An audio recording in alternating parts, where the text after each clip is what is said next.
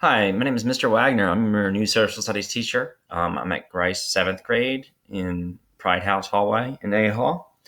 I taught 6th grade social studies for 12 years before I taught some 8th grade at Reynolds, and then I recently came to Grice.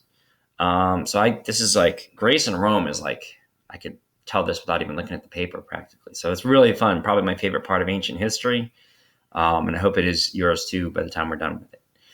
So we're starting off with geography. And before I go into the assignment, I wanted to look at the map and talk with you about the map that's on the screen right here.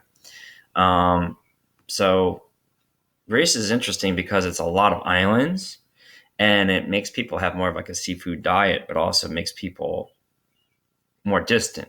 Like every city in ancient Greece is like its own country. So things you're going to hear about. This is mainland Greece right here. Let me get my marker out. Right, yeah, mainland Greece.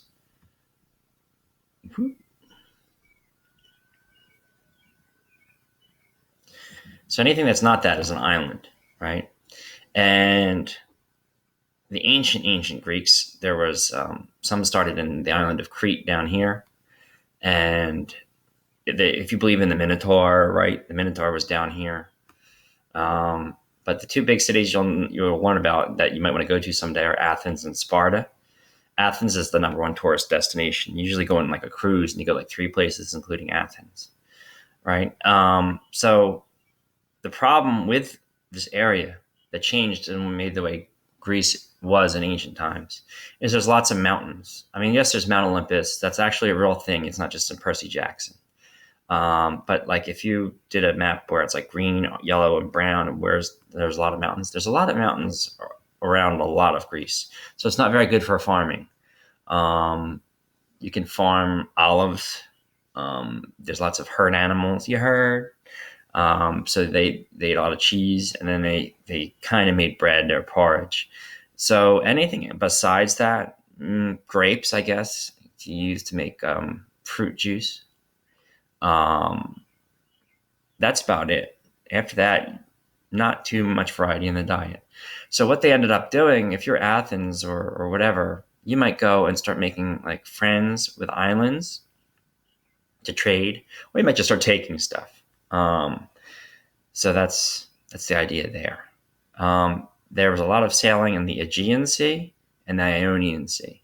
The Ionian Sea is a little dangerous because if you go in the Ionian Sea in the west, there's not all those islands to hop. But if you're, for example, if you're in Athens, you can sail from one island to another, and it's not that bad, and you can get all the way across to Asia Minor.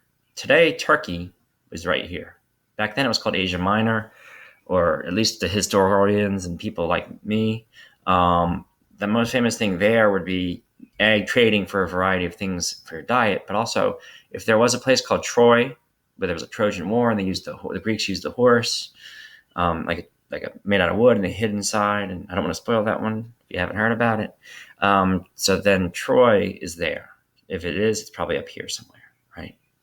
But then you can go and get a variety of other things that might grow in a place that's a little less mountainous, right? There's up here.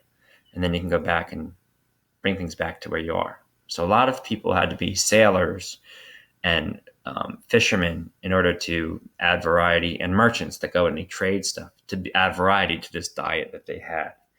Um, it's going to create superstition. They're really worried about sea monsters. They had that, you've probably, anybody who's into reading or movies or whatever knows about like Percy Jackson and all the ancient Greek gods and goddesses and all that stuff. It's really neat culture. Um, what else should I tell you? Well, we'll stick with that for the map. We'll keep it simple. But for today's assignment, let's look at that. So you're learning about geography in a couple different ways. So Miss Barry and Miss Summers and now Mr. Yukon and myself have taken over, right? So Miss Barry has one of Miss Summers' classes, I do, and Mr. Yukon does. We're all kind of doing the same thing. And the directions say each slide is a vocabulary definition and picture. Using the social studies textbook, find the correct term and type your answer in the color red to the left of the definition. The definitions may be slightly different in the textbook. So it's not going to say exactly word for word, but My definitions are better, right? So the definitions, I guess that like the teachers say that. Um, as long as you have the keywords in that definition, it's fine. So, for example, how can I use an example? I don't want to give any answers away on this assignment.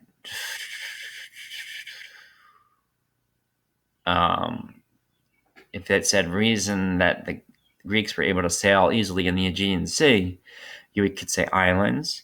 You could say chain of islands. You could say they were used to doing that because they were, fishermen and merchants, and then they would go from island to island.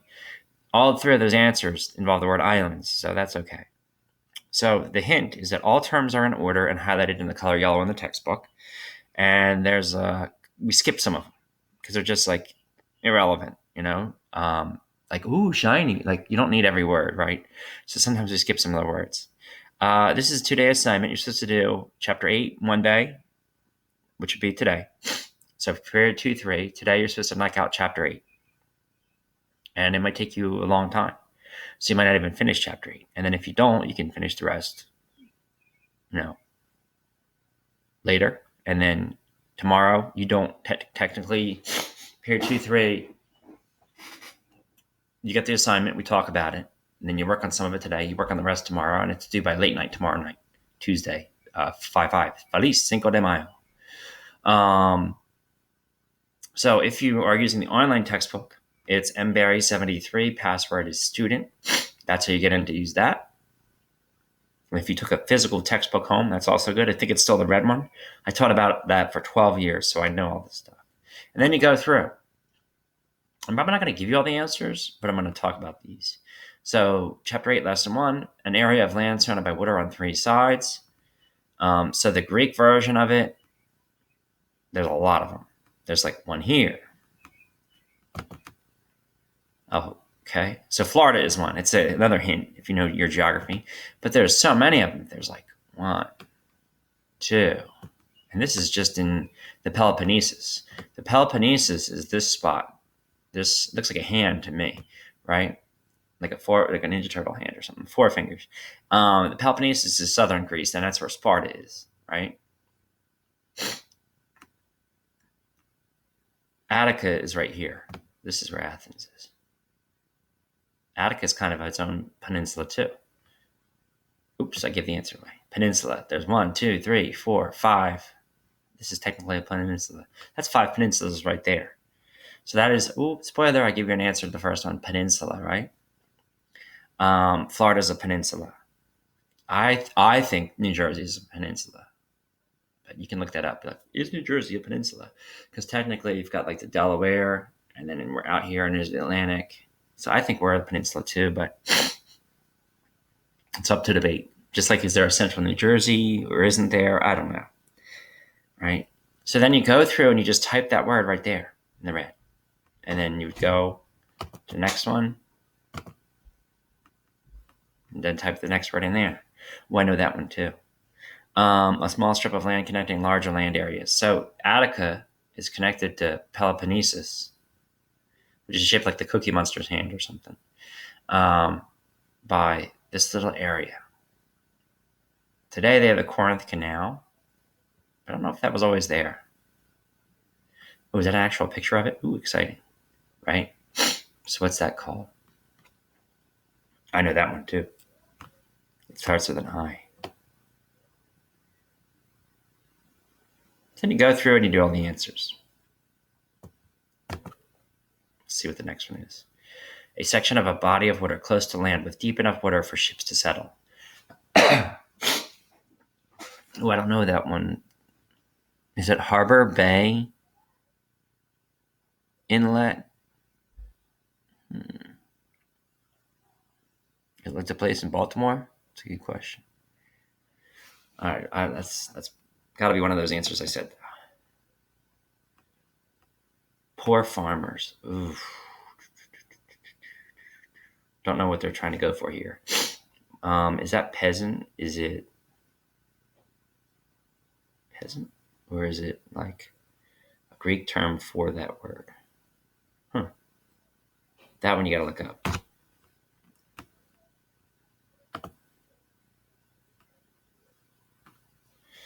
process by which a culture takes ideas from other cultures.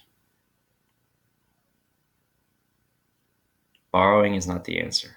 So there's a vocab word that says that. So that's how these go. And they are highlighted in yellow, like yellow. So you want to do all of chapter 8.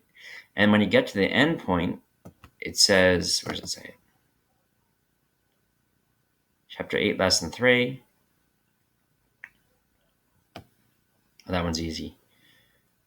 That starts with an A, that one. I love that one. That used to be a temple of Athena up there. Up here, this used to be a temple for Athena, the goddess.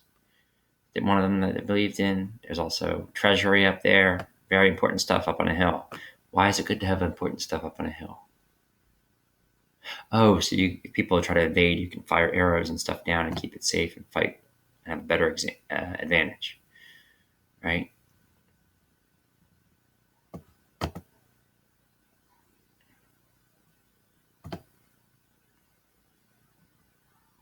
So chapter 8 takes a while, but it's fast. It's like boom, boom, boom, boom, boom, because there's four lessons in it, but it's fast and furious. Okay, so you can do this. We know you can. If you don't finish it today, take a break. Do your math and ELA. I know they're harder in some ways. And then come back and do the rest of this and have it in by tomorrow night. That's it. I think you'll do well. If you have any questions about the actual history stuff, I know there's stuff like the back of my hand. It's a really neat time in history. Hopefully when things are more normal, we can try to get you, or you can go by yourself to the UPenn Museum of Archaeology and Anthropology. It's in Philadelphia, right across one of the bridges. And it has lots of this pottery that looks like this in there. It's got really neat things from ancient history.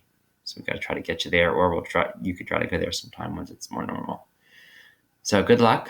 And if you need to get in contact with me, just email me. R. Wagner is my email, Mr. Wagner. R. Wagner at hamilton.k12.nj.us. You can also leave a comment below the assignment in Google Classroom, and I can get back to you. Make sure it's about the answers, or it's something you're really having trouble with, not just like, hi. Like, no, we don't have time for that. Okay? So I know you'll do well. And this is due by Tuesday late night. And Mr. Wagner heading out right now. And R. Wagner at hamilton.k12.nj.us.